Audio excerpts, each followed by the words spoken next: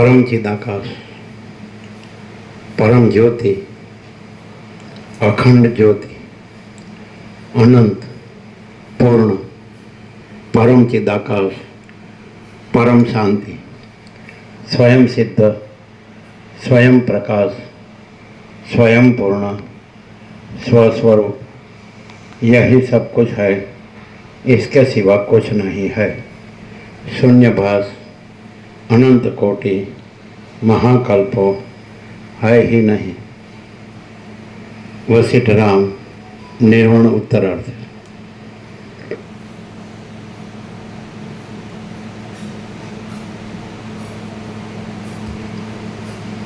आद्य परब्रह्म सद्गुरु देव की जय। ओम श्री परमात्मने नमः।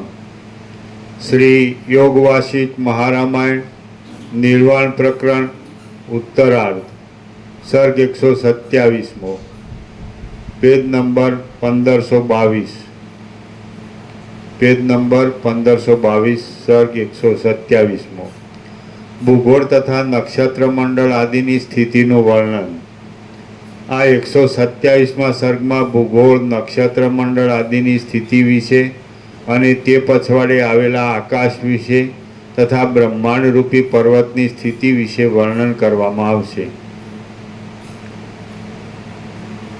ચિત્ત સત્તાને જે વિશેનું જેનું ભાન થાય છે તે તેના વિચાર પ્રમાણે સત્ય છે।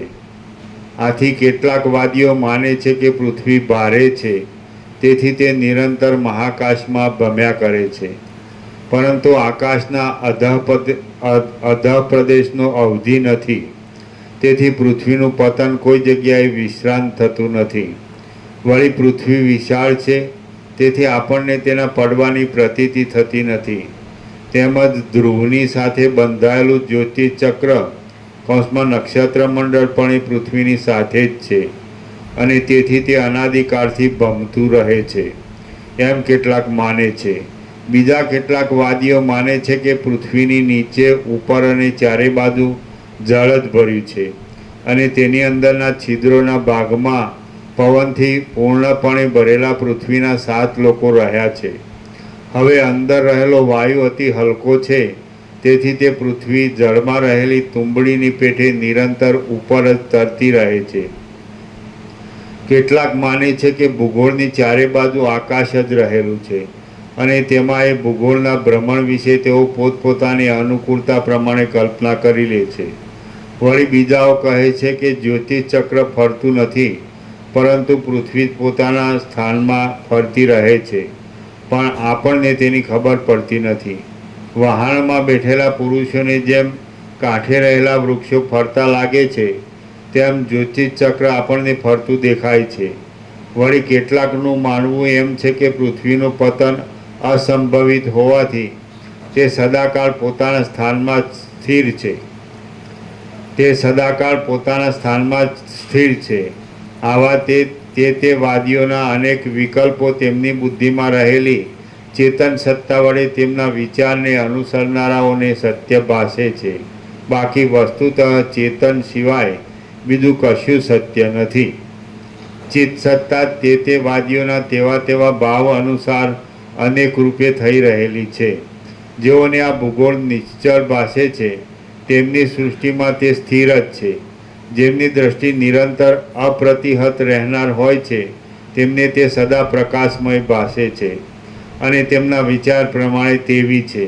જેઓ જન્મથી જ અંધ છે, તેવાઓની દ્રષ્ટિઓ સદાકાળ પ્રકાશ વિનાની જ છે।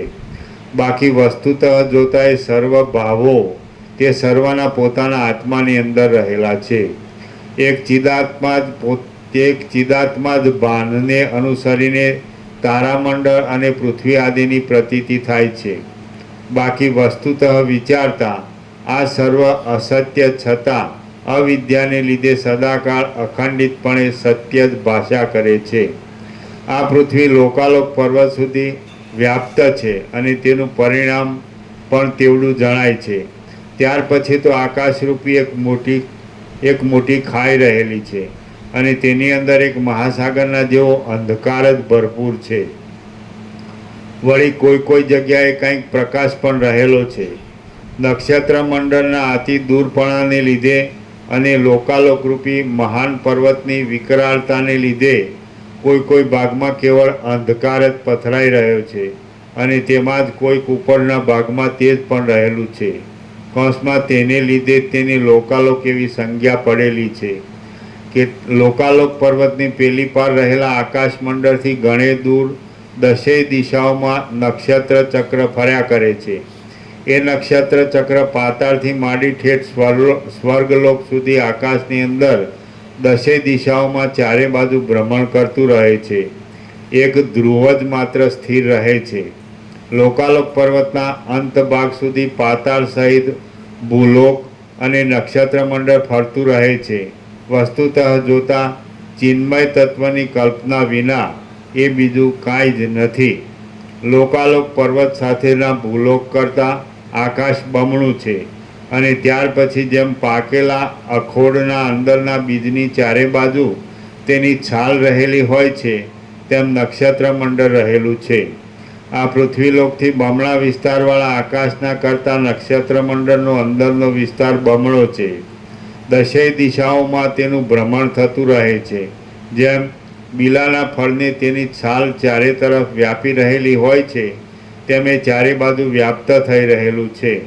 કેવળ ચિન્મય સબલ બ્રહ્મની સત્ય સંકલ્પતાને લીધે તેમાં જે સ્ફુરણ પ્રથમ ઉઠે છે તે જ આ બ્રહ્માંડ તેના અવયવોના આકારે થઈ જાય છે અને તે આ જગતની સ્થિતિના આધારરૂપ થાય છે.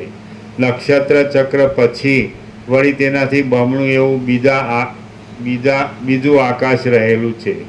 તે કોઈક ઠેકાણે પ્રકાશ વડે યુક્ત છે અને કોઈક ઠેકાણે ઘાટા અંધકારમય છે. એ આકાશની પેલે પાર પાછું બીજું બ્રહ્માંડના ઉર્ધ્વ ભાગરૂપી ખરપર કૌંસમાં કપાલ રહેલું છે. આમ એક બ્રહ્માંડનું ખરપર તેના ઉપરના ભાગમાં રહેલું છે તો બીજું તેના નીચેના ભાગમાં રહેલું છે અને તે બંનેના મધ્ય ભાગમાં આકાશ રહેલું છે. એ આકાશનો વિસ્તાર સેંકડો અને કરોડો યોજન સુધી છે. તે વજ્રના જેવું દ્રઢ છે અને પરમાર્થ દ્રષ્ટિથી જોતા તે કેવળ કલ્પના માત્ર છે. વળી ચિદાકાશની અંદર વિકાર રૂપે કલ્પાયેલા પંચીકૃત મહાભૂતના કાર્યરૂપ હોવાથી તે ચિદાકાશથી જુદું નથી પણ ચિદાકાશ રૂપ છે અને ચિદાકાશની અંદર જ રહેલું છે. મહાગોળ આકારે થઈ રહેલા આકાશની અંદર બધી દિશાઓમાં સૂર્ય તથા તારા ઇત્યાદિ વડે સુશોભિત એવું નક્ષત્ર ચક્ર રહેલું છે તો પછી તેમાં નીચે ઊંચે વળી શું હોય?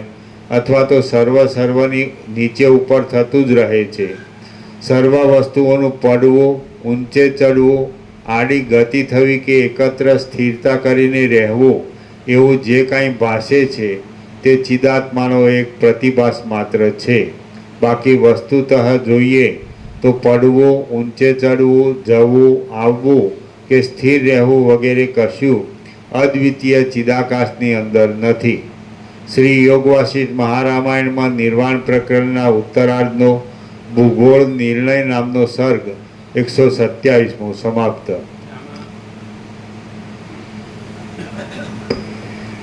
એટલે અમે એક જ જનરલાઇઝેશન સામાન્યકરણ એવું કર્યું છે કે આખું જે અનંત અને પૂર્ણ અસ્તિત્વ છે, સત્તા પ્રકાશ છે અને એ સત્તા જ સ્ફૂર્તિ રૂપે છે. હવે આને આવી રીતે કે બધું એક જ છે એવું સામાન્યકરણ કર્યું છે. એટલે મહાસાગર જ છે અને મહાસાગર જ પોતામાં મોજા રૂપે છે, તરંગો છે, લહર જે કહેવાય, વેવ્સ. તો એટલે બધું મહાસાગર જ છે એમ. મહાસાગર છે એ અનંત મહાસાગર છે. એ અનંત એકરસ નિરાકાર જળ મહાસાગર છે. અખંડ એકરસ એટલે ઘન અને પૂર્ણ અને મહાસાગર જ છે. અને એ પોતે જ એ અનંત ચક્રી તરંગ ભીણ પરપટાઈ પણ પોતામાં પોતે જ છે. એટલે બધું એક જ સ્વરૂપ છે. જેવી રીતે આ દેહ છે તો આ આખો નખથી શીખ આખો અવયવી અને અવયવો, તો એ અવયવી ને અવયવો એવો ભેદ નથી. એટલે આ આખો જે જીવ છે નખથી શીખ, તો એ એક જ છે. એટલે એમાં જે બધું છે પાર્ટ એન્ડ પાર્સલ એનું અવિભાજ્ય અંગ છે. એટલે કોઈ જુદું નથી, કાંઈ જુદું નથી, કાંઈ જુદું થતું નથી. તેવી રીતે આ આખું જે છે એ પરમ ચિદાકાશ, પરમ જ્યોતિ, અખંડ જ્યોતિ છે. અને એ બધું આ જે કંઈ છે સત્તા અને સ્ફૂર્તિ, તો એ સત્તા પણ પોતે જ છે અને સ્ફૂર્તિ પણ પોતે જ છે. જેમ કે મહાસાગર સત્તા છે અને ચક્રિત તરંગ ફીણ પરપોટા સ્ફૂર્તિ છે.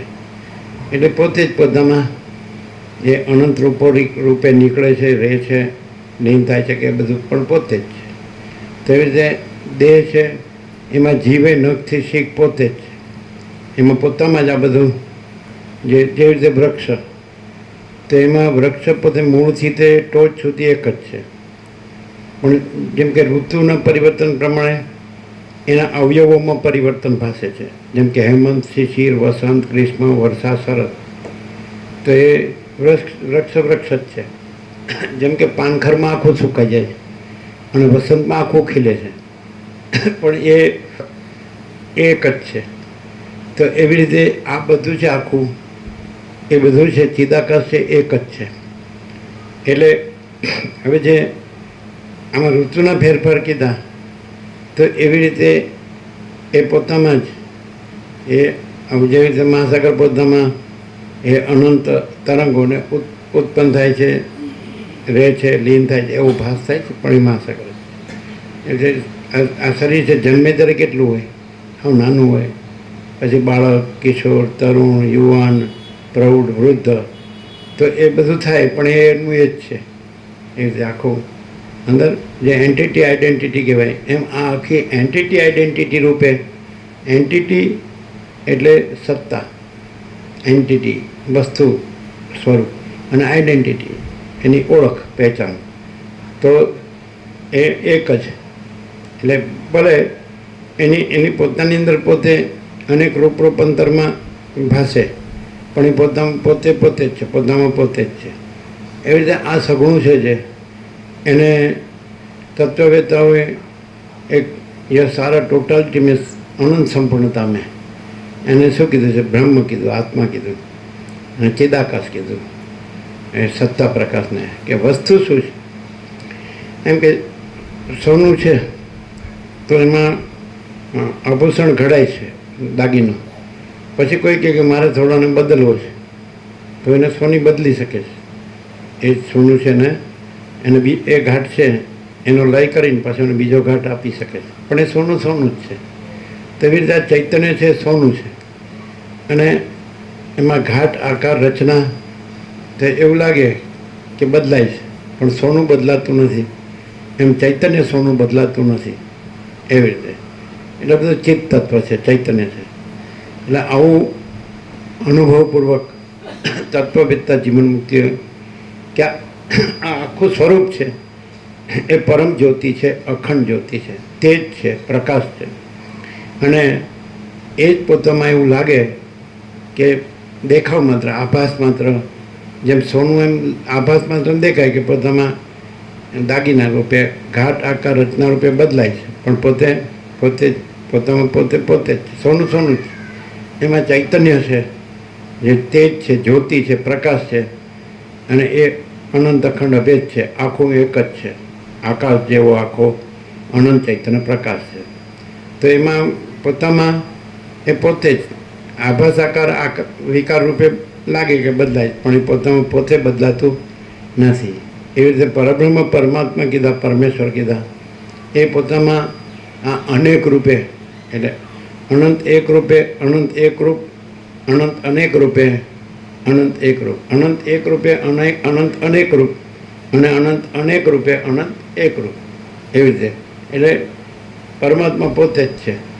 અને એમાં બધું દેખાય કે આ બધી સૃષ્ટિ છે એ બદલાય છે, પણ પરમાત્મા પોતે જ છે અને બદલાતા નથી.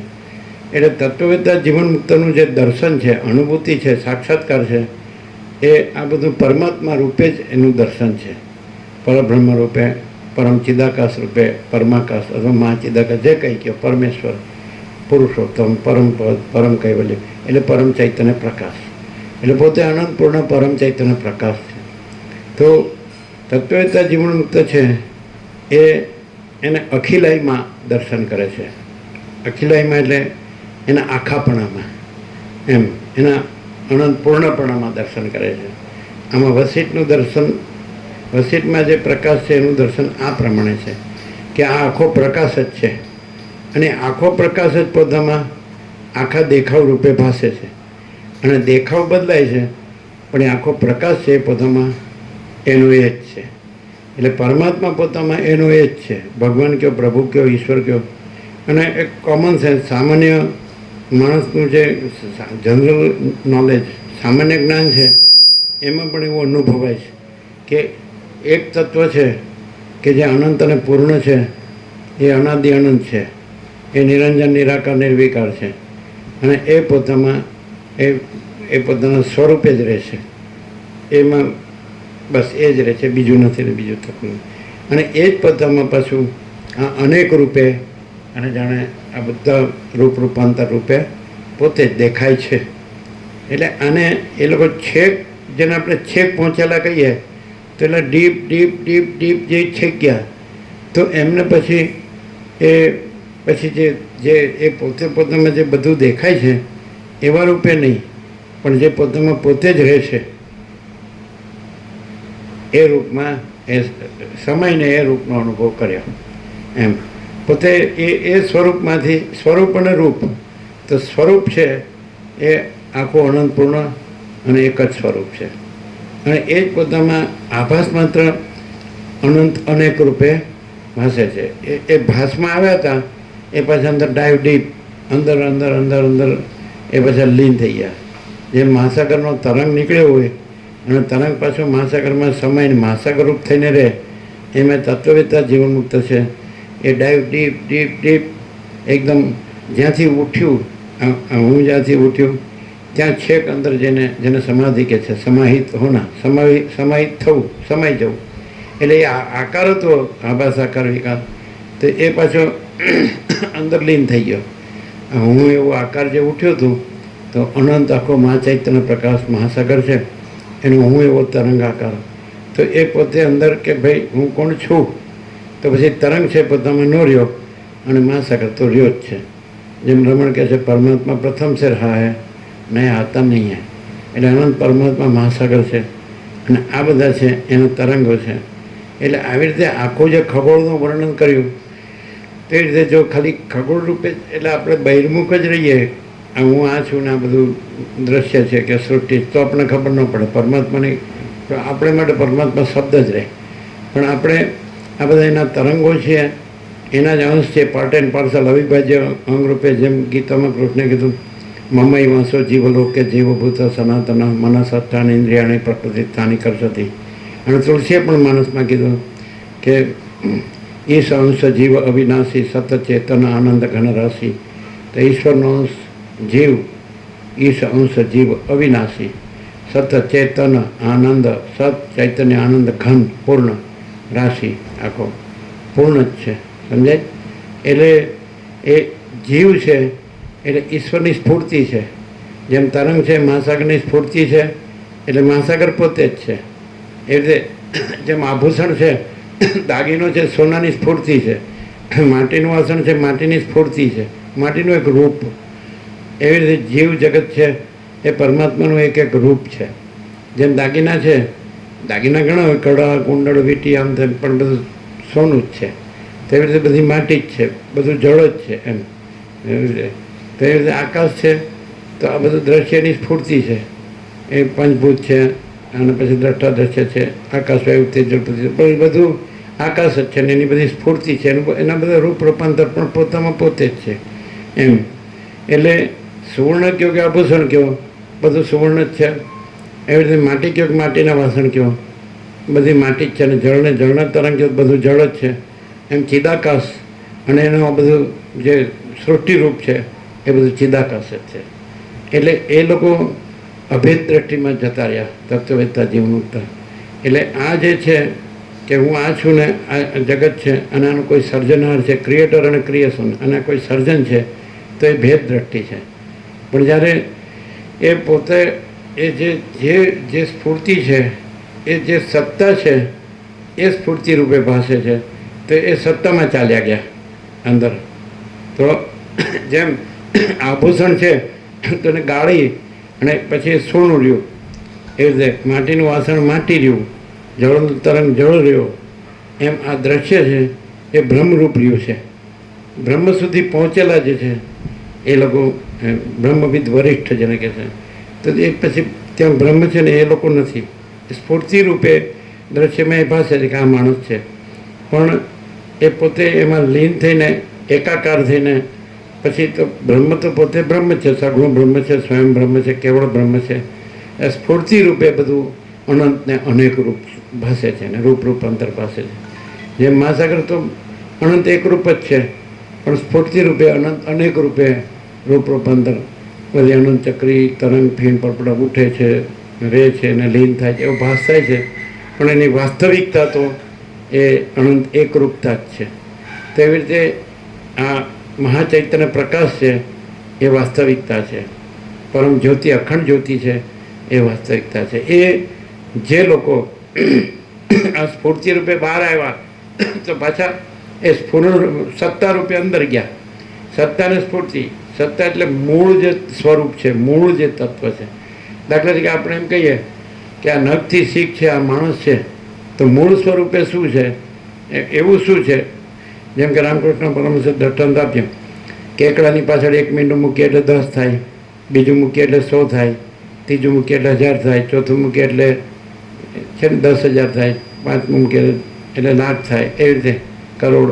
પણ એ એકડો કાઢી લઈએ તો બધા મીંડા જ છે. એટલે આમ લાગે મીંડાથી મૂલ્ય વધે છે, પણ મૂળ એકડો છે. તે રીતે મૂળ પરમાત્મા છે અને બાકીના બધા જે છે એ મીંડા છે. એટલે ખાલી એક આપણને જેમ સ્વપ્ન દેખાય તો મૂળ તો જાગ્રત જ છે, એટલે સ્વપ્નમાં બધું દેખાય, આકાશથી પૃથ્વી તો બધા મીંડા જ છે. એ ખાલી એ દેખાય જ છે, બાકી વાસ્તવમાં જાગ્રત એક જ છે. તેવી રીતે આ બધું દેખાય છે. સૃષ્ટિને જે વર્ણન કર્યું ખગોળ ને ભૂગોળ જે હોય એ બધું, કે આ પૃથ્વી છે, આ તારા છે, નક્ષત્ર છે, આ સૂર્ય છે, કે આ બધા બ્રહ્માંડો છે, જે સૂર્યો છે, તારાઓ છે, પણ એ વાસ્તવમાં મીંડા છે. એટલે એપિયરન્સ રૂપે, નેમ એન્ડ ફોર્મ, નામ અને રૂપ રૂપે બધા મીંડા છે, અને સત ચિત્ત આનંદ રૂપે બધું પરમાત્મા છે.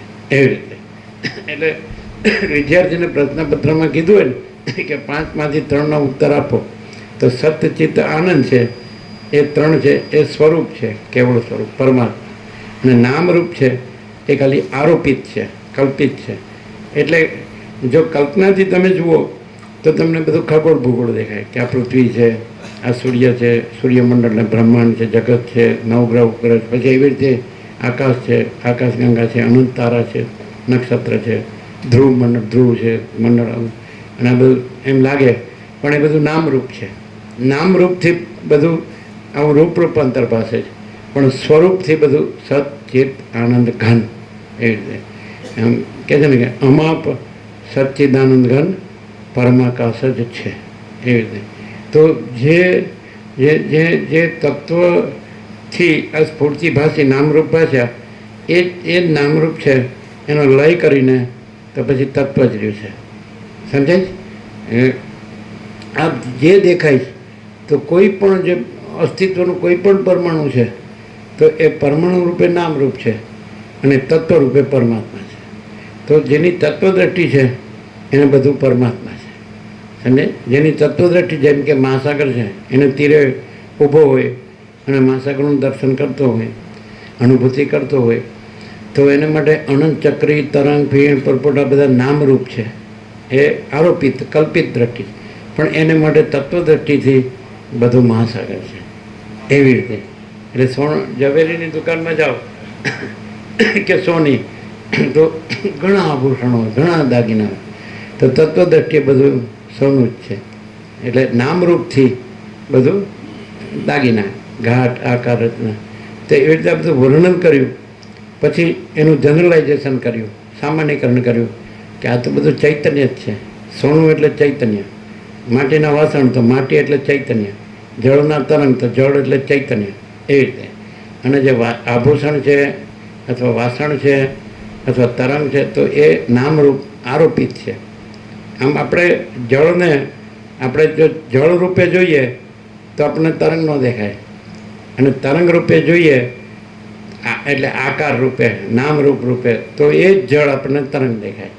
એટલે એ કલ્પના છે, અને જળ છે એ વસ્તુ છે, એ સ્વરૂપ છે. પરમાત્મા છે એ વસ્તુ છે, અને બધી આ બધું છે એને. એટલે આવી રીતે સામાન્યકરણ કરીને એકદમ કે કઈ રીતે ભાઈ આપણને કેમ આ બધું આવું દેખાય છે કે કેટલું બધું અનંત દ્રશ્ય છે. પણ જે તત્વમાં ગયા, તત્વમાંથી દ્રશ્યમાં આવ્યા અને પાછા સમાધિથી સમાઈ ગયા, એટલે દ્રશ્ય તત્વમાં સમાઈ ગયા, પરમાત્મામાં, અનંત ચૈતન્ય પ્રકાશમાં, તેજમાં તેજ, જ્યોતિમાં જ્યોતિ. તો ત્યાં પછી નામરૂપ ન રહ્યું. એવી રીતે જે તરંગ છે તો એ મહાસાગરમાંથી ઉઠ્યો અને તો પછી એને બધા આ બધું જ દેખાય નામરૂપ. જે તરંગો છે, અનેક તરંગો છે, એને ઉઠે છે ને રહે છે ને લીધા.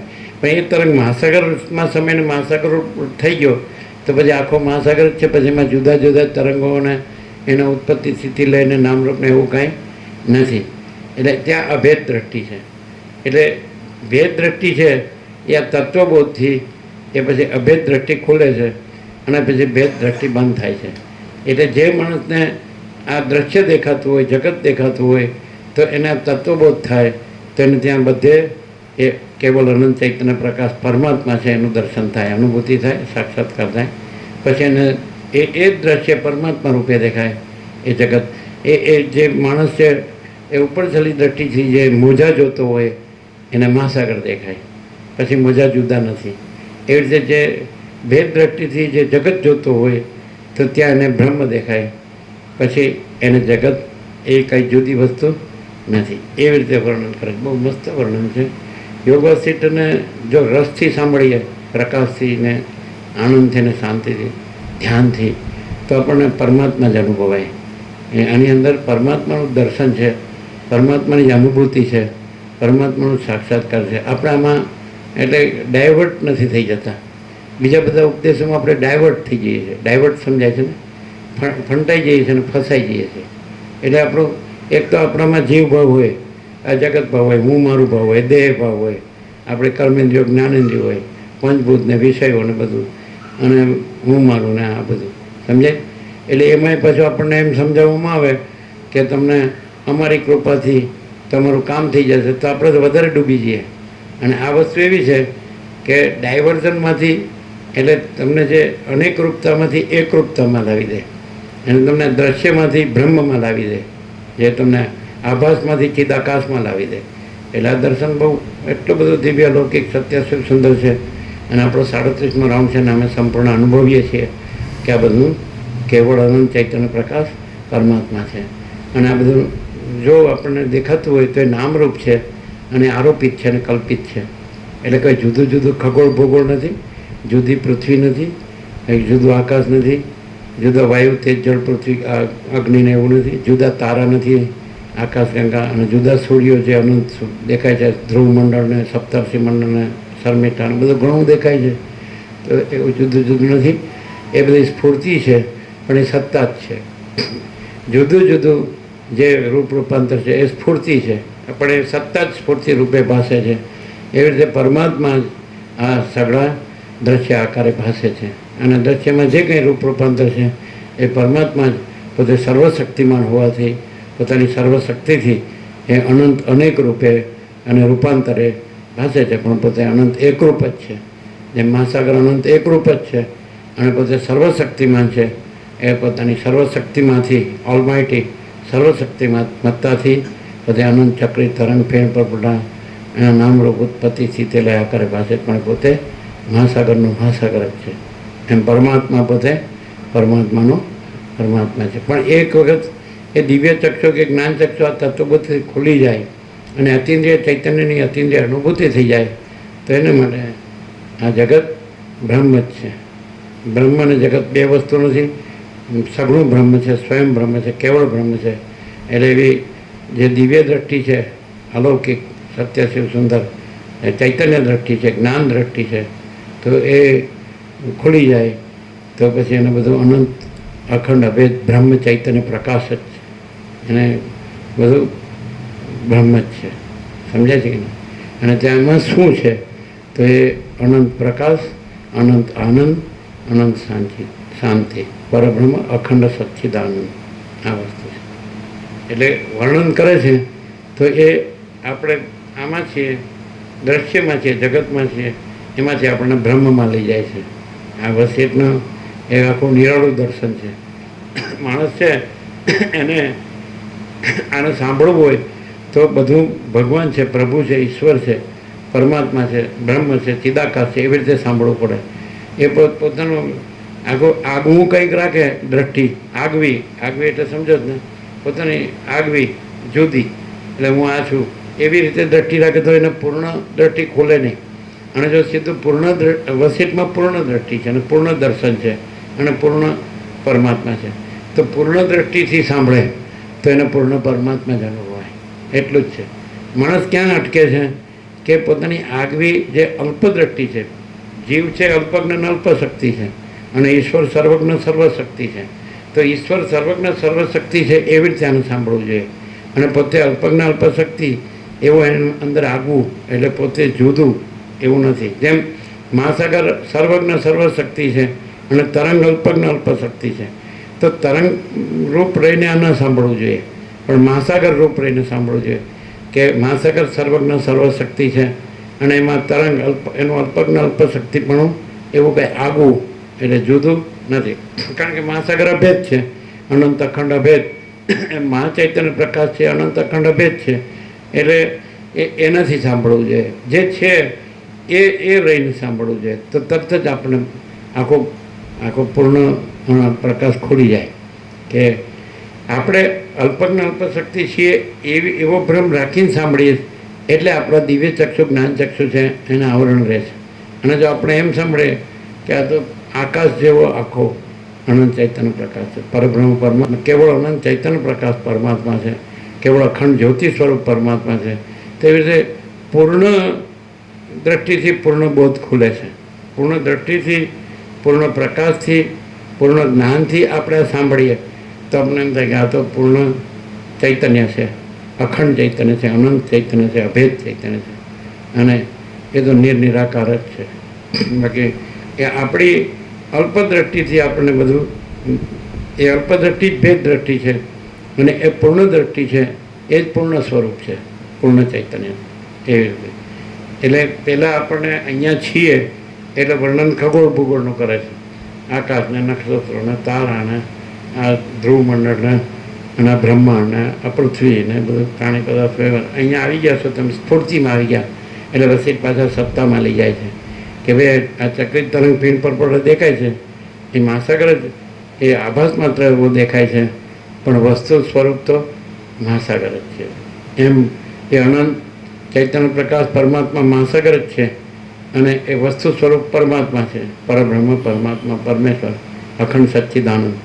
પણ એ માત્ર આભાસ માત્ર એ આવા સૃષ્ટિ રૂપે સૃષ્ટિ આગળ દ્રશ્ય આકારે ભાસે છે. એટલે જે દ્રશ્ય દ્રષ્ટિ થઈ છે એની આગળ બ્રહ્મ દ્રષ્ટિ ખુલી જાય છે. એની જગ્યાએ એ વસિષ્ઠને સાંભળવાથી આવો સંપૂર્ણ સ્વાનુભવ છે કે આપણને આ ઊંચોના જગત છે એટલેથી રહીએ તો આપણને ખાલી બ્રહ્મ બોલવાનું જ રહેશે અને આપણે આપણી અલ્પજ્ઞ અલ્પશક્તિપણું છે, અલ્પદ્રષ્ટિપણું છે કાઢી નાખીએ કે આ તો પૂર્ણ છે ને એમાં પછી આપણે અલ્પથી જોઈએ તો ખોટું છે. ખાલી આપણને દેખાય એટલું જ સાચું છે એવું કહે તો અલ્પદ્રષ્ટિ છે અને આખું અનંત પૂર્ણ ચૈતન્ય છે એવી રીતે જોઈએ તો એ પૂર્ણ દ્રષ્ટિ છે. જે છે એ રીતે જોઈએ ને જાણીએ અનુભવીએ તો એ સાચું દર્શન છે અને પછી જે નથી એ રીતે જોઈએ તો ખોટું દર્શન છે. દાખલા તરીકે રામકૃષ્ણ પરમહંસ મસ્ત દ્રષ્ટાંત આપે છે. એમ કે દાખલા કે પુરુષ સૂતો હોય અને એક બાજુ પોતાની સ્ત્રી સૂતી હોય અને એક બાજુ પોતાની બાળકી સૂતી હોય તો બંનેને વહાલ કરે પણ અલગ અલગ રૂપે, મન એક જ છે. તો એક જ મનથી આ રામકૃષ્ણ પરમહંસ વાંચ્યું છે ને, આંગળી ઊંચી કરે જાણે વાંચ્યું છે ને, તો એક જ મન છે તો સ્ત્રીને પણ વહાલ કરે છે એ એક રૂપે અને બાળકીને પણ વહાલ કરે છે એ એકબીજા રૂપે. તો મન તો એક જ છે એટલે એનો અર્થ થયો કે મન એક કલ્પના છે અને કલ્પના બદલાય છે પણ પરમાત્મા બદલાતા નથી. સમજાય છે? એનું કારણ શું કે મન દ્રષ્ટિ છે, મનોદ્રષ્ટિ છે એ અલ્પ દ્રષ્ટિ છે અને પરમાત્મા દ્રષ્ટિ છે એ પૂર્ણ દ્રષ્ટિ છે. જો માણસ પરમાત્મા દ્રષ્ટિથી પરમાત્મા અનુભવીને પરમાત્મા રહ્યો હોય તો પછી નથી પુરુષ, નથી સ્ત્રી, નથી બાળકી, નથી મન, નથી આનું વાલ કે નથી આનું વાલ. સમજાય? એ બધી માયા, એ બધી કલ્પના કોની છે? એ મન જે કહે છે એ કલ્પના છે, માયા. અને પરમાત્મામાં એ નથી. એટલે કલ્પનાથી સમજાય પરમાત્મા છે એ માયા રૂપે, સંસાર રૂપે પાસે છે અને પરમાત્મા દ્રષ્ટિ ખુલે આ તત્વબોધથી તો બધું પરમાત્મા પોતે પરમાત્મા છે. પછી પોતે દેહ નથી એટલે સ્ત્રી પુરુષ નથી અને બાળકીય નથી, આનું આ વાલ ને આ વાલે એવો ભેદે નથી અને આખું અનંત ચૈતન્ય પ્રકાશ છે. એટલે માણસ છે એ ચૈતન્ય જાગૃતિ થયા નથી કે પોતે ચૈતન્ય છે, પોતે દેહ નથી, પુરુષ નથી, સ્ત્રી નથી ને બાળકની નથી ને બાળકીય નથી. સમજાય? એટલે આ વાલ ને તે વાલ એવું નથી અને આખું અખંડ ચૈતન્ય છે. એટલે આવું અનુભવાય છે. આ તો 37મો રાઉન્ડ છે. તમે લોકો તો ક્યારેક આવો ને ક્યારેક જાઓ પાછા સંસારમાં એમાં રચા પચાર્યો એટલે તમને ન ખ્યાલ આવે. અમે અખંડ રહ્યા છીએ, એક એક અક્ષર, પહેલા અક્ષરથી છેલ્લા અક્ષર. તમને તો આની અંદર આખા અનંત પૂર્ણ પરમ ચૈતન્ય પ્રકાશ, પરબ્રહ્મ, પરમાત્મા, પરમેશ્વર જ અનુભવાય. અમને કાંઈ હું આ છું ને આ હું જાણું છું ને હું આ બધું છે ને એવી રીતે અમે અનુભવતા નથી. અમે અનુભવીએ છીએ કે આ બધું આખું અનંત, વ્યાપક, સમાન, પૂર્ણ, એકરૂપ એ બ્રહ્મ. બ્રહ્મ અનંત, વ્યાપક, સમાન, પૂર્ણ, એકરૂપ. બ્રહ્મ અનંત, વ્યાપક, અવૈયક્તિક, સાર્વત્રિક. એ કાંઈ વ્યક્તિગત નથી, અવૈયક્તિક છે, ઇમ્પલ્સનો, અને સાર્વત્રિક છે, સર્વત્રિક. અને બાળપણમાં જ આ વસ્તુ, આ અક્ષરો છે જ, બધા જાણે જ છે. જૂનું ગમે એવા હેન્ડરાઇટિંગથી લખતા એક અસ્તિત્વ વ્યક્તિત્વ વગરનું. વ્યક્તિ આવી ગઈ એટલે અંદર અહમની કલ્પના ઉમેરાય ચૈતન્યમાં એટલે વ્યક્તિ દેખાય અને વ્યક્તિમાંથી અહમની કલ્પના કાઢી નાખો એટલે ચૈતન્ય. એ રીતે સમજે? જે રીતે જળમાં આકારની કલ્પના ઉમેરો એટલે તરંગ દેખાય અને તરંગમાંથી આકારની કલ્પના કાઢી લ્યો એટલે જળ, નિરાકાર. એટલે માણસને એ અનંત નિરાકાર પરબ્રહ્મ આકાશ પ્રકાશ એની અનુભૂતિ થાય. પછી આ બધું એમાં આકાર બધો સમાઈ જાય. મહાસાગરનું દર્શન થાય એટલે એમાં જે બધું રૂપ દેખાતું હોય એમાં સમાઈ જાય. એવી રીતે મહાચૈતન્ય પ્રકાશનું દર્શન થાય એટલે બધું રૂપ દેખાતું હોય એમાં ઓગળી જાય, સમાઈ જાય. ક્લિયર? આપણે વસીત કહે કે પોઠ વાળ્યા વગર અખંડમાં લાગ્યો રહે તો એને પછી એની એક બ્રહ્મ દ્રષ્ટિ ખુલે. બ્રહ્મ બોલવાથી બ્રહ્મ નથી પણ બ્રહ્મ અનુભવવાથી બ્રહ્મ છે. અને પછી દેહ રૂપ રહીએ, પુરુષ સ્ત્રી રૂપે રહીએ તો બ્રહ્મ ન અનુભવાય. અલ્પ રૂપે રહીએ ને તો પૂર્ણ ક્યાંથી અનુભવાય? શૂન્ય રૂપે રહીએ તો પૂર્ણ ક્યાંથી અનુભવાય? આ દેહ તો શૂન્ય જ છે, આ દ્રશ્ય તો શૂન્ય જ છે, આકાર છે શૂન્ય અને નિરાકાર છે અનંત, એ પૂર્ણ છે. સમજાય? એટલે ભ્રમથી રહીએ, આ બધો ભ્રમ છે, સંસાર, માયા અને હું ને મારું જગત, સ્ત્રી ને પુરુષ, આ ધન ને નિર્ધન. તો આવી રીતે રહીએ તો પછી પૂર્ણ બ્રહ્મ ક્યાંથી અનુભવાય? એટલે કોઈ ભ્રમ ન રાખીએ તો પૂર્ણ બ્રહ્મ જ છે. એટલે વસીઠે કીધું કે કોઈ બ્રહ્મને અવિદ્યા કહે એથી મારે કોઈ વિવાદ નથી, પણ હું સંપૂર્ણ ભ્રાંતિ રહિત શુદ્ધ સ્વરૂપ છું એ નિર્વિવાદ છે અને એ કૃતકૃત્યતા છે. તો વસીઠ પોતે એમ કે હું સંપૂર્ણ ભ્રાંતિ રહિત શુદ્ધ સ્વરૂપ છે, એનું નામ બ્રહ્મ. પણ બધી ભ્રાંતિ હોય તો પછી હું આ જીવ છું ને, આ બધા જીવો છે ને, આ બધું જગત છે ને, આ બધા પુરુષ સ્ત્રી છે ને, આ બધું ઘર છે ને, આ બધું ધન છે ને, આ બધી પ્રજા છે ને, આ બધી પ્રોપર્ટી. તો લમણા ફોડનો પાર જ નહીં. આમને આમ વાસનામાં બસ જન્મે, વાસનામાં જીવે ને વાસનામાં મરી જાય, પાછો વાસના લઈને જાય ને વાસના લઈને આવે. જેમ કૃષ્ણ ગીતામાં કે જાતસ્ય ધ્રુવ મૃત્યુ ધ્રુવમ જન્મ મૃતસ્ય જ. જન્મેલાનું મૃત્યુ નિશ્ચિત છે અને મરેલાનું જન્મ નિશ્ચિત છે, મોક્ષ ન થાય ત્યાં સુધી. અને જ્ઞાનાગ્નિમાં એ અવિદ્યા, વાસના, ચિત્ત, અહમ, જગત એ બધું ભસ્મ થઈ જાય. જ્ઞાનાગ્નિ સર્વકર્માણી ભસ્મસાત કરું તે તથા. કૃષ્ણ અર્જુનને ગીતામાં કીધું યથઈ ધાંસી સમિતોગ્નિ ભસ્મસાત કરું તે અર્જુન જ્ઞાનાગ્નિ સર્વકર્માણી ભસ્મસાત કરું તે તથા. જેમ પ્રજ્વલિત બળબડ પડતો અગ્નિ સગળા ઈંધણોને ભસ્મસાત કરી દે છે એમ જ્ઞાનાગ્નિ સર્વ કર્મોને ભસ્મસાત કરી દે છે. એટલે જ્ઞાન એ મુખ્ય છે. જ્ઞાન છે પરમાત્મા. અને વસીઠ કે કર્મથી પરમાત્મા પ્રાપ્ત થતા નથી. પરમાત્મા જ્ઞાનથી પ્રાપ્ત થાય છે. પરમાત્મા કર્મથી પ્રાપ્ત થતા નથી.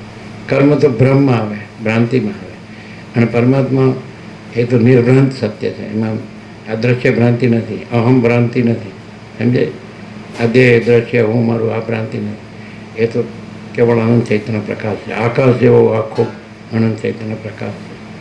આખો પ્રકાશ પોતે છે, આખો દેખાવ પોતે નથી. આ દેખાવ પરમાત્માનું જ દેખાવ છે, પણ પરમાત્મા પ્રકાશ રૂપે છે, દેખાવ રૂપે નથી. એવી રીતે જેને પરમાત્મા દ્રષ્ટિ ખુલી ગઈ હોય તો એને દેખાવ ન દેખાય, એને પરમાત્મા દેખાય. સમજાય? જેને તત્વદ્રષ્ટિ ખુલી ગઈ હોય, જેને તત્વદ્રષ્ટિ હોય તો માટીના વાસણો પડ્યા હોય તો એને માટી જ દેખાય, એને વાસણો ન દેખાય. તત્વદ્રષ્ટિ ખુલી ગઈ હોય તો સોનાના આભૂષણો હોય એ ન દેખાય, એને સોનું જ દેખાય. તત્વદ્રષ્ટિ ખુલી ગઈ હોય તો મહાસાગરમાં જળમાં તરંગો ન દેખાય, એને જળ જ દેખાય, એને તેવી રીતે તત્વદ્રષ્ટિ ખુલી ગઈ હોય તો એને આ બધું અનેકવિધ દ્રશ્ય ન દેખાય.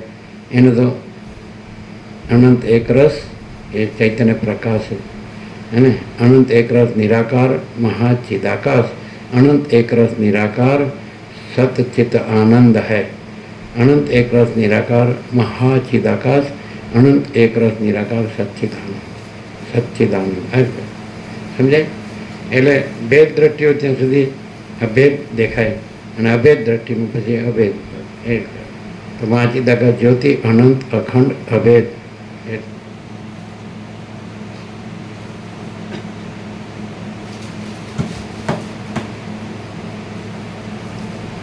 સર્ગ 128મો વિપશ્ચિત રાજાનું અવિદ્યામાં ભ્રમણ. જેની વૈજ્ઞાનિક દ્રષ્ટિ હોય ને એને પણ આ સરળ છે. આ દર્શન વૈજ્ઞાનિક દ્રષ્ટિ હોય, તત્વ દ્રષ્ટિ હોય. વૈજ્ઞાનિક હોય ને એ વહેમને અંધશ્રદ્ધાને ન માને. જે આ ગાડડીઓ પ્રવાય ને ભેડ ચાલ જેને કહેવાય, તો એ લોકો તો બસ ખાલી એમનામાં જ અંધશ્રદ્ધાથી જ પકડી લે. વૈજ્ઞાનિક અંધશ્રદ્ધાથી ન માને. જેમ આચાર્ય જગદીશચંદ્ર બહુ સિદ્ધ કર્યું કે વનસ્પતિમાં ચેતન છે, તો બધા આખા જગતને સ્વીકારવું પડે કે ચેતન છે. લેબોરેટરીમાં પ્રૂવ કરે. પછી એમ કે એને એ સૂર્યપ્રકાશ લે છે, એ અન્નજળ લે છે, એ પવન લે છે, એ જીવે છે, એ વિકાસ પામે છે, એવી રીતે. એટલે એને અંધારામાં મૂકો તો ન વિકાસ થાય, મૂળજાઈ જાય. એને પ્રકાશમાં રાખો તો વિકસે. એટલે એ જીવ છે. એવી રીતે આ બધું ચૈતન્ય છે. એવી રીતે વૈજ્ઞાનિકને આ સહેલું પડે. અને અંધદ્રષ્ટિથી કંઈક એક ગ્રંથિ પૂર્વગ્રહ પકડ્યું હોય ને કે હું તો આને જ માનું, બીજાને ન માનું, તો બહુ મુશ્કેલ છે. કોઈ પણ ગ્રંથિ હોય ને કે આભાસ આકાર વિકારમાં, દ્રશ્યમાં, જગતમાં, અને એ પકડી હોય કે આ જ સાચું છે, હું આ સાચો છું, હું જેને માનું છે સાચું છે, એને આ પ્રકાશ ન થાય. જેને એમ થાય કે આ તો અનંત ચૈતન્ય પ્રકાશ છે. સમજાય? અને એમાં આ બધા આપણા આ બધા ભેદના બ્રહ્મો, આકારના બ્રહ્મો નાશવંત, આ બધું નાશવંત, બધું સ્વપ્ન જેવું જાણવાના જળજું, અને બધું અસત, અસાર અને દુઃખ, અને બધું મિથ્યા અને નાશવંત, સ્વપ્ન જેવું જાણવાના જળજું. પણ આમાંથી જ પકડ્યું હોય ને બધું કે હું આ જ હું છું, અને હું માનું છું એને જ માનું છું, બીજાને ન માનું તો એને આ પ્રકાશ ન થાય. જેનામાં કોઈ ગ્રંથિ ન હોય, જેને કોરી સ્લેટ કહે છે. કોરી સ્લેટ હોય તો એને સીધો પરમાત્મા અનુભવ હોય. જો એને વસીત મળી જાય તો એને સીધો, હા, એ બીજા કોઈને ન માને. એને ખબર હોય કે આ સાલા બધા બોલે છે કાંઈ ને કરે છે કાંઈ, અંદર કોઈ બહાર કોઈ, બોલના કોઈ, કરના કોઈ, બધા પરમાત્મા બોલે, ખાલી બ્રહ્મ બોલે, અને પૈસાને ભોગવમાં જ મળતા હોય. એટલે સાચા હોય ને એને સાચું તરત ઓળખાઈ જાય, અને ખોટા હોય ને એ ખોટામાં જ ફસાઈ રહે, અને એમાં જ ગમે એમ ભમીને મરી જાય, એને કાંઈ મળે નહીં. એટલે સત્ય જ સત્ય રહે છે, બાકી અસત્ય કંઈ રહેતું નથી. સમજે કે નહીં? તો પરમાત્મા સત્ય છે, અને બાકી બધું જે ભ્રાંત દ્રષ્ટિ છે, ભ્રાંતિ દ્રષ્ટિ, એ અસત્ય છે.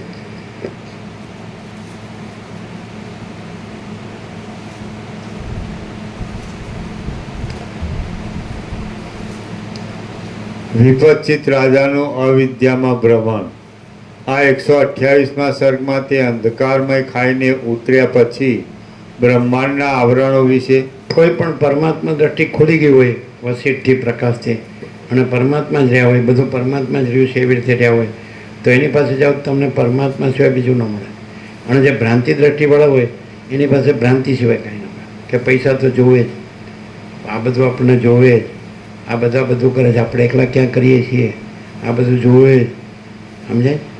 ભ્રાંત દ્રષ્ટિવાળા પાસે બધી ભ્રાંતિની જ વાત હોય અને પરમાત્મા રૂપ રહ્યા હોય એની પાસે બધી પરમાત્માની જ વાત હોય. રામકૃષ્ણ પરમાત્મા પાસે કોઈ આવે અને માયાની સંસારની વાત કરે તો કે અહીંયા ઈશ્વર સિવાય બીજું બોલવું નહીં, સાંભળવું નહીં, અને ઈશ્વર સિવાય બીજું બોલવું સાંભળવું તો અહીંયા આવવું નહીં. એ કહેતા ને રામકૃષ્ણ પરમહંસ એવું કહેતા કે ઈશ્વરની વાત બોલવી સાંભળવી હોય તો જ અહીંયા આવું, ઈશ્વર સિવાયની વાત બોલવી સાંભળવી હોય તો અહીં ન આવું. છે ને એની પાસે બીજું કાંઈ ન હોય, જે પોતે રહ્યા હોય એ જ એની પાસે હોય. અને પેલો માયાવાળો હોય તો મૂળો ખાવા હોય તો મૂળાનો જોડ કરાવે ને, ડુંગળી ખાધી મોઢામાં ડુંગળીની જ વાસ આવે. એટલે એની અંદર બધું કામિની કાંચન કીર્તિની જ વાસ હોય. અને આની પાસે કે ભાઈ આ તો પરમ જ્યોતિ, અખંડ જ્યોતિ છે, પરમ ચિદાકાશ, અનંત છે, પૂર્ણ છે અને અજર અમર છે, એક જ અદ્વિતીય અનાદિ અનંત છે. આ તો બધું પરપોટા થયા નથી ને ફૂટ્યા નથી, આ ખાલી હું કરીને મરી જાય, મારું મારું કરીને. નહોતો જન્મ્યો તો ક્યાં હતો, અને મરી જાય તો ક્યાં છે? અને અનંત તો છે ને છે જ. અનંત હી અનંત હૈ, અનંત મેં અનંત હી હૈ. સ્વયં માં ચિદાકાશ આખું એકલું પ્રકાશે છે, હે ને? બધું જ છે. અનંત સ્વચ્છ માં ચિદાકાશ, અનંત શાંતિ है. એમાં શું છે? परम शांति. शांति है, सब कुछ है, शांति नहीं कुछ नहीं है. तो पर ब्रह्म, परम शांति, स्वानुभूति, तत्व सार, ચારે શબ્દનો અર્થ એક જ થાય, પર્યાય છે. પરબ્રહ્મ કયો, પરમ શાંતિ કયો, સ્વાનુભૂતિ કયો, તત્વ સાર કયો, તો એ બધું એ સાચું જ છે. પછી હું કરું ને, હું બસ હું જ સાચું, મને બ્રહ્મ બોલતા આવડી ગયું. બ્રહ્મ બોલતા આવડે એ બ્રહ્મ નથી, હું નથી એ બ્રહ્મ છે. હું કેટલો છે? આ દેહની સાથે છે. રમણ કે અહમ કેની સાથે? દેહની સાથે છે, બ્રહ્મ સાથે નથી. બ્રહ્મ તો અનંત ચૈતન્ય પ્રકાશ, અનંત ચૈતન્ય શાંતિ છે. બ્રહ્મ કોઈ દેહ નથી અને દેહનું હું નથી. બ્રહ્મ તો અવિનાશી છે અને આ તો નાશવંત છે. સમજાય?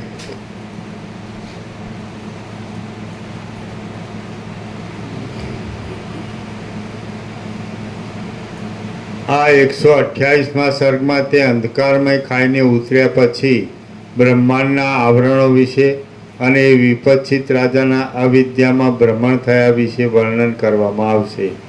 વશિષ્ઠ બોલ્યા, મેં આજે ભૂગોળ અને જ્યોતિષ ચક્ર વિશેનું પરિમાણ કહ્યું તે આપણા સૌ યોગીજનને પ્રત્યક્ષ છે, કેવળ અનુમાન સિદ્ધ છે એમ નથી. યોગ અને જ્ઞાનના અભ્યાસથી સિદ્ધ થયેલા તત્વ સાક્ષાત્કારવાળા આતિવાહિક સૂક્ષ્મ દેહ વડે તે દેખાય છે.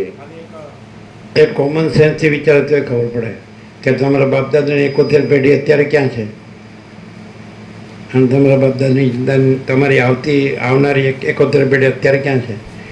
તો એમાં વચ્ચે તમે છો ને, તો એ જેમ વયા ગયા એમ તમે વયા જવાના છો. એ આવનારા છે એ વયા જવાના છે, પણ બ્રહ્મ આવતું જતું નથી. એ તો અખંડ અવિનાશી છે. ક્લિયર થાય? ક્યાં છે તમારા બાપદાદાની 71 પેઢી? ક્યાં છે? વયા ગયા બધા.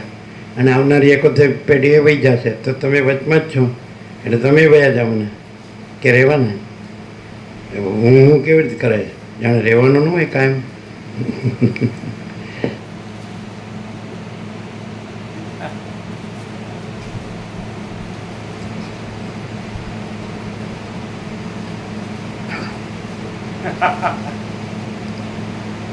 કેવળ અનુમાન સિદ્ધ છે એમ નથી.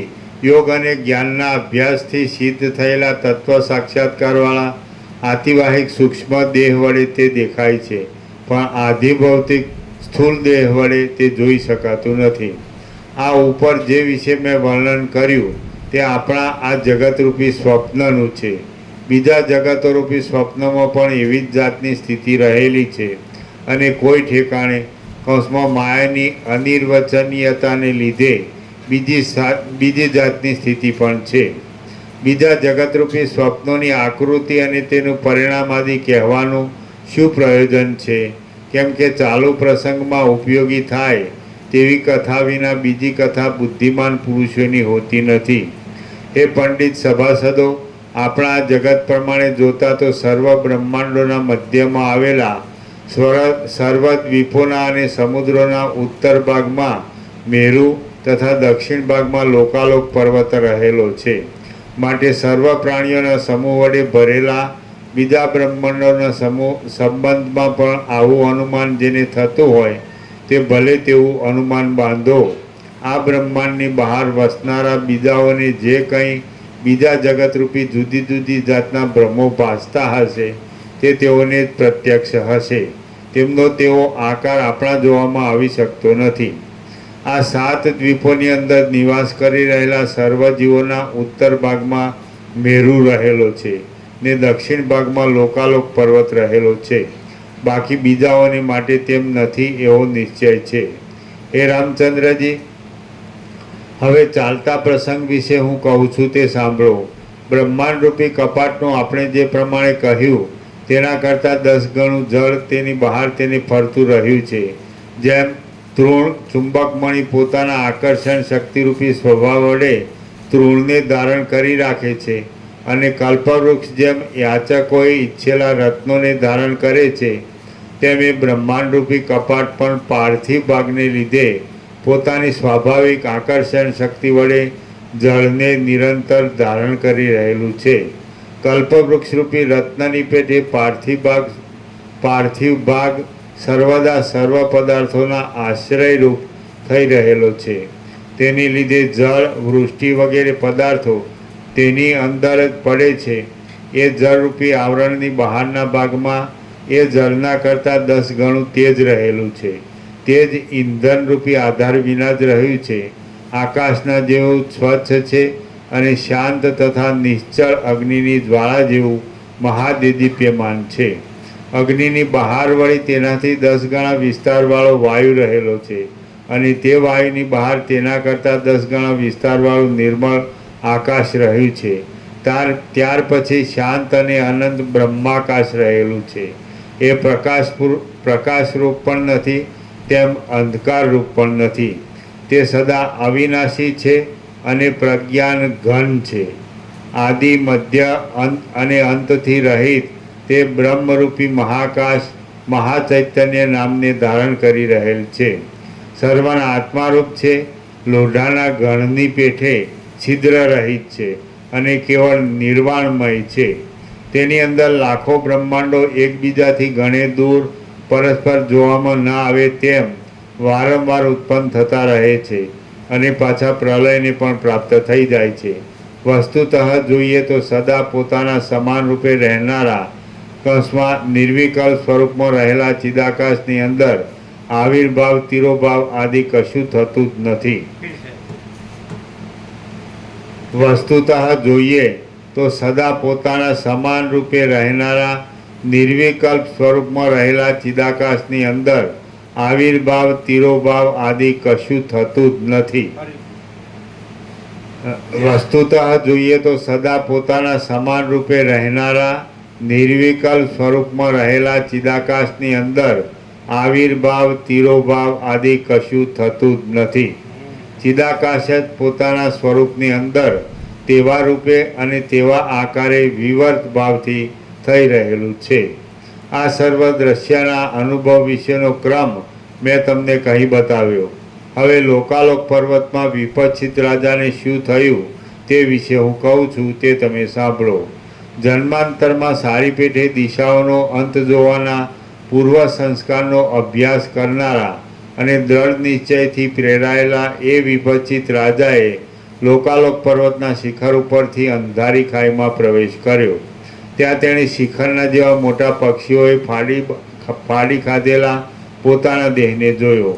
પછી પોતાના ઈચ્છિત કાર્યમાં પ્રવૃત્ત થઈ ગયેલો મનરૂપી દેહ જ તેના જોવામાં આવ્યો. નિર્મળ ચિત્તવાળા વિપચ્છિત રાજાએ તે મરણ પ્રદેશની પવિત્રતાને લીધે કૌંસમાં સ્થૂળ દેહભાવના સંસારને ઉદ્ભૂત કરનાર 4 ભૂત ન હોવાથી પોતાના આતિવાહિક મનોમય દેહને આધિભૌતિક રૂપે જોયો નહીં. મતલબ કે એક આતિવાહિકપણાનું તેને વિસ્મરણ થયું નહીં. તેને સ્થૂળ દેહથી રહિત આતિવાહિક દેહરૂપ આત્માનો બોધ થયો.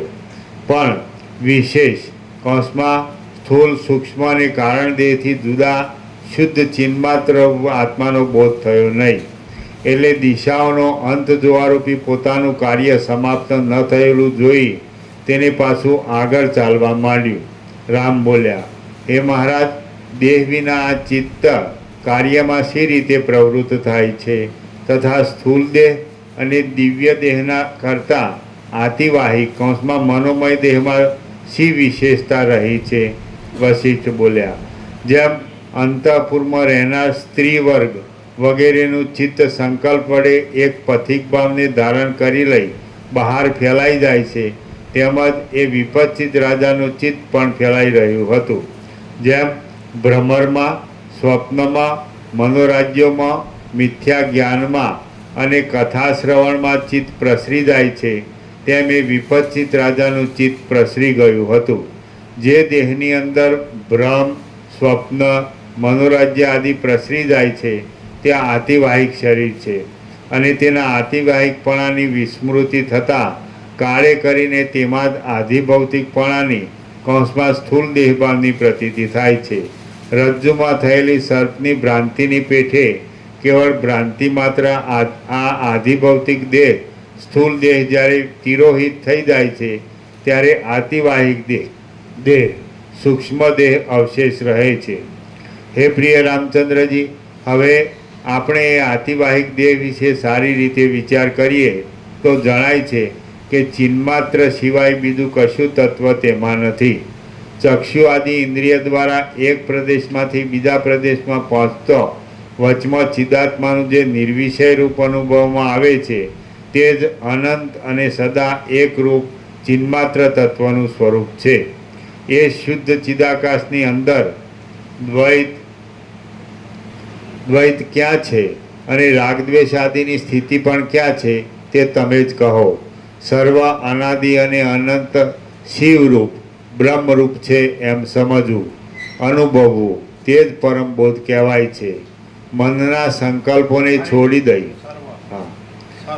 સર્વ અનાદિ અને અનંત શિવરૂપ બ્રહ્મરૂપ છે એમ સમજવું, અનુભવવું, તે જ પરમ બોધ કહેવાય છે. મનના સંકલ્પોને છોડી દઈ સ્વસ્વરૂપમાં શાંતપણાથી સ્થિતિ કરી રહેવું એ જ ઉત્તમ બોધ છે. મનના સંકલ્પોને છોડી દઈ સ્વસ્વરૂપમાં શાંતપણાથી સ્થિતિ કરી રહેવું એ જ ઉત્તમ બોધ છે. વિપચ્છિત રાજા આતિવાહિક દેહમાં સ્થિતિ કરી રહ્યો હતો, પરંતુ હજી તે યથાર્થ પરમ બોધને પ્રાપ્ત થયો ન હતો, કેમ કે આતિવાહિક દેહને હજી તે પોતાના આત્મારૂપ સમજ્યો હતો અને તેને લીધે જ પ્રથમ તેને ગર્ભવાસ જેવો અંધકાર દેખાયો હતો. પછી એ અંધકાર અંધારી ખાઈને અંતે બ્રહ્માંડના કપાટના જેવા એક અંડરૂપ થઈ રહેલું ભૂતળ પૃથ્વી આવ્યું. એ ભૂતળ ઉપરના અને નીચેના બંને ખંડના વિભાગના સંધિરૂપ છે. વજ્રના જેવું દ્રઢ છે, સુવર્ણમય છે અને કરોડો યોજન સુધી વિસ્તાર પામ્યું છે. એ ભૂતળ પછી એ વિપચ્છિત રાજા તે પૃથ્વીના કરતાં 8 ગણા વિસ્તારવાળા જળને પ્રાપ્ત થયો. દ્વીપના અંતે જેમ સમુદ્ર રહે છે તેમ તે કપટરૂપી ભૂમિને આધારે રહ્યું હતું. એ જળનું ઉલ્લંઘન કરી ગયા બાદ તે અનેક સૂર્યોના સમૂહની પેઠે અસહ્ય અને પ્રલયકાળના અગ્નિની ઘાટી જ્વાળાના બંધાઈ ગયેલા સમૂહોની જેમ મહાદેદીપ્યમાન એવા તેજને પ્રાપ્ત થયો. દાહ અને શોક આદિથી રહિત મનોમય શરીર વડે એ વિપચ્છિત રાજા તેજરૂપી એ આવરણમાંથી નીકળી ગયો અને પૂર્વ વાસનાને લીધે પ્રતીતિમાં આવતા વાયુરૂપી આવરણમાં થતી પોતાની ગતિને દેખવા લાગ્યો. પવનમાં વહ્યો જતો વિપચ્છિત રાજા પોતામાં આત્મા કૌંસમાં શરીરને આતિવાહિક રૂપ સમજતો હતો અને પોતે ચિત્તરૂપ જ હતો. તેથી શું વહ્યું જાય છે? કાંઈ નહીં, એમ પણ તેના સમજવામાં આવતું હતું. એવી રીતના બોધ વડે ધીર ચિત્તવાળો વિપચ્છિત રાજા પવનરૂપી સાગરને તરી ગયો. ત્યાર પછી પવનથી 10 ગણા વિસ્તારવાળા વિસ્તીર્ણ આકાશમાં તે જઈ પહોંચ્યો. આકાશનું ઉલ્લંઘન કરી ગયા પછી તે અનંત બ્રહ્માકાશમાં અવિદ્યારૂપી ઉપાધિવાળા ચિદાકાશમાં જઈ પહોંચ્યો. એ ચિદાકાશની અંદર આ સર્વ છે, એને લીધે સર્વ પ્રતીતિમાં આવે છે અને વસ્તુતઃ જોતા એ કશારૂપ નથી. તેની અંદર મન વડે ભ્રમણ કરતા તે ઘણો છેટે ચાલ્યો ગયો હતો. તેણે પોતાના તેવા સંસ્કારને લીધે પૃથ્વી, જળ, વાયુ, તેજ, વાયુ અને જગત વગેરે દીઠું ફરીવાર પણ અવિદ્યા ઉપાધિવાળા ચિદાકાશ સુધી પહોંચ્યો એટલે એ ચિદાકાશ આ બધા રૂપે ભાસે છે, પણ અવિદ્યા નથી એટલે આ બધા રૂપે ભાસતું નથી, પણ ચિદાકાશ જ છે એમ કેવું છે. એ છેક ક્યાં સુધી ગયો? એટલે પૃથ્વી, જળ, તેજ, વાયુ, આકાશ ને બ્રહ્માકાશ અને પછી અવિદ્યા ઉપાધિવાળા ચિદાકાશ સુધી. તો એ અવિદ્યા એટલે અજ્ઞાન, ભ્રાંતિ, એના કલ્પના. તો એનાથી એમ લાગે કે ચિદાકાશ આ બધા રૂપે ભાસે છે, પણ અવિદ્યા ભ્રાંતિ નથી એટલે ચિદાકાશ આ બધા રૂપે ભાસતું નથી, પણ ચિદાકાશ જ છે એમ કેવું સમજાય? એટલે ત્યાં સુધી બધાને પ્રસાદ આપી દે.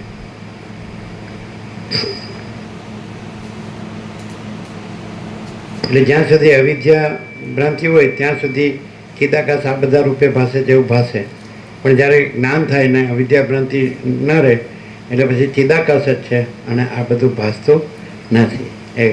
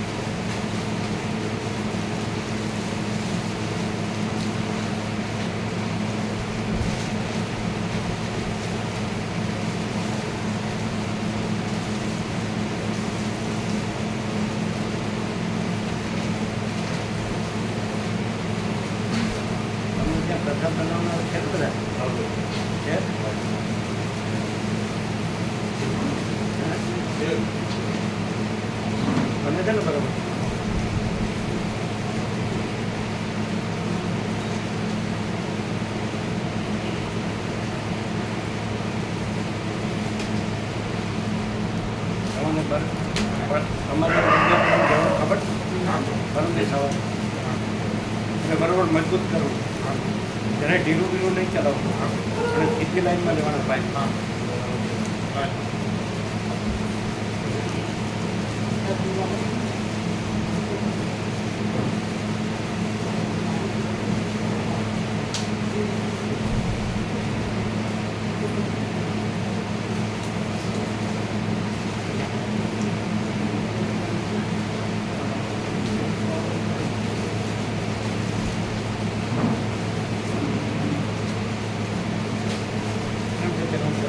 મારી જમીનમાં ફોન કરે તો ફોન કર્યો તો નહીં માતા કેવું છે ડાયરી ચાલુ છે, વોમિટ બંધ થઈ ગઈ, ટ્રીટમેન્ટ બરાબર છે, હા ટ્રીટમેન્ટ બરાબર ચાલુ છે, હા ડૉક્ટર હા કોફી આપી ડૉક્ટરે કોફી આપી પાણી ગંગા જનરલ કોફી એટલું આપે છે, પાણી આપવાનું ખાલી, હા પાણી આપતા હોય અને પ્રસાદનો લાભ લેવો છે. પણ અહીંયા ખાવા પીવાનું કઈ આવી ગયું ના પ્રભુ, એટલે બીજા કોઈને કઈ થયું નથી? ના, બીજા કોઈને કઈ એને નહીં. થવાનું કારણ શું? હવાનું કઈ લીધું કોપતું નથી એ બધું કરે.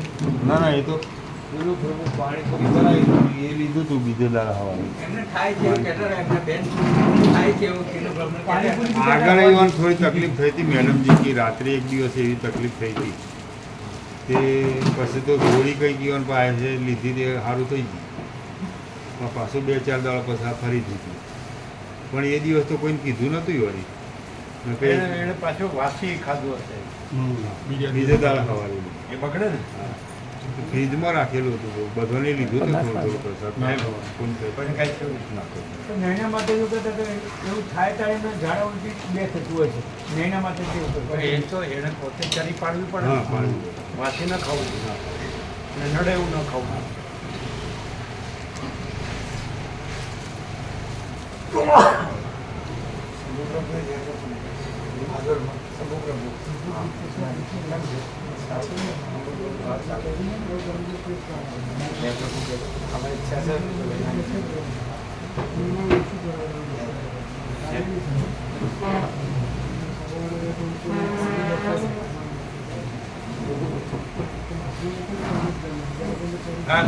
શંભુ પોપડા ચિરંજીવ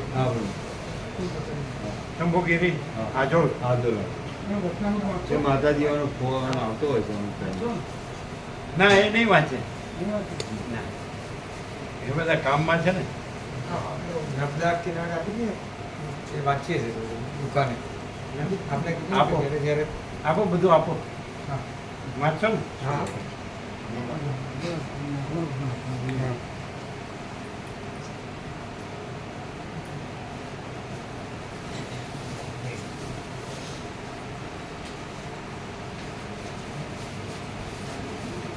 એકદમ ક્લિયર હશે અને વિકસિત અવિદ્યા ઉપાધિવાળા ચિદાકાશ સુધી પહોંચે ત્યાં એવું અવિદ્યા ભ્રાંતિ નથી એવું ભાષે કે ચિદાકાશ આ બધું ભાષે પણ અવિદ્યા ભ્રાંતિ નથી ને ચિદાકાશ છે ને આ બધું કાંઈ ભાષતું નથી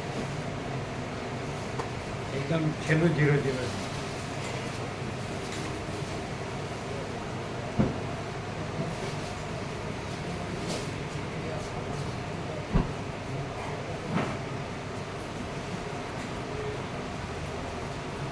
કેમ લઈ જાય સાધન છે હા સાહેબ છે ને? હા તો નીકળી જાય એવું નથી ને જલ્દી ના નીકળે હે? બે સમાન નીકળી જાય એવું નથી ને ના, ના, ના. ના પડે. દુકાન થેલી લઈને જાઓ બેગ લઈને જ આવ્યો